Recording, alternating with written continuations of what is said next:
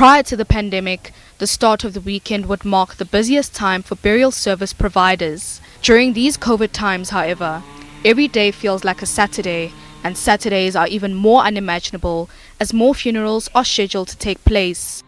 Puni's funeral parlour began their coffin manufacturing division in the 1970s, but would later only produce their coffins for internal use. The owners, who were not available for an interview, explained in writing that the greatest challenge they faced was during level 5 lockdown and the repercussions thereafter. Raw material suppliers were not manufacturing chipwood and superwood, which resulted in a shortage of raw material when the restrictions were lifted.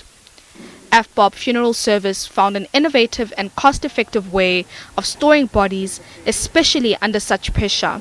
The company says they were prepared for the coffin shortage. We sort of knew there was going to be a spike, so we did make preparations nationally. In AFBOB's case, we are fortunate that we have our own coffin manufacturing facility in Bloemfontein.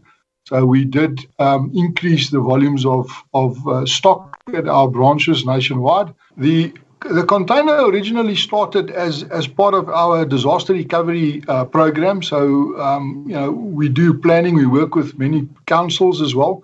And we plan for should there be a disaster somewhere. And the container refrigeration started there if there was a localized catastrophe and we had to deploy additional functionality to such an area. So that's really where it started. We buy in containers, second-hand used containers that are already refrigerated containers, and we then equip them to be used as mortuaries.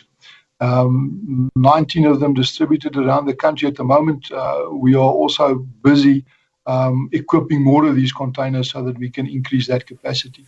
Tom Kite and Company Funeral Parlour, that mostly deals with cremations, says they were also not severely affected by the coffin shortage.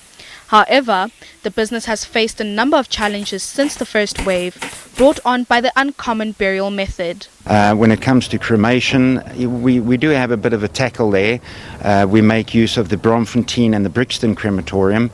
Bromfontein can only assist with 8 cremations a day, and of course they're covering more than just one funeral parlour. They've got 4 burners, but only 3 are operating at the moment, and only can allow 8 cremations. Brixton, they've got 2 crematoriums and 2 cremators, and they are assisting us with 11 a day. Knight adds that the crematorium business was not carefully considered in the government's plans in dealing with COVID-19 burials. When I actually tackled the actual task team and approached them about, but what about crematoriums? Nobody's actually put any thought to crematoriums. And I thought that was a little bit politically biased because, the majority of my work is cremation. The majority of the white population is cremation. We do understand that traditionally the Africans do prefer burial, so that's fair enough. But it's a real battle for us, obviously trying to dispose of these bodies if the crematoriums aren't assisting at 100%. The crematorium industry is calling for the government to consider their plight by removing the red tapes that hinder the establishment of more cremation facilities. Nosipho Mncube, SABC News, Johannesburg.